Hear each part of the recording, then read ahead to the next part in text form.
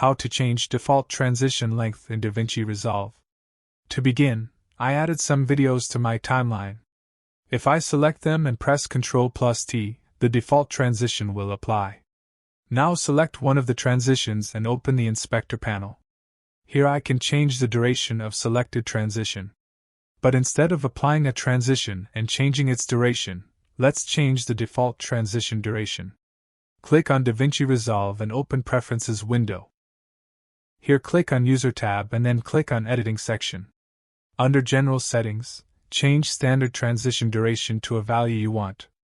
You can set it based on seconds or frames. I use seconds here and set it to 1.5 and click Save. Now if I apply the default transition to my media, you can see that its duration is 1.5 seconds. Anyway guys, thanks for watching and I hope you found this useful.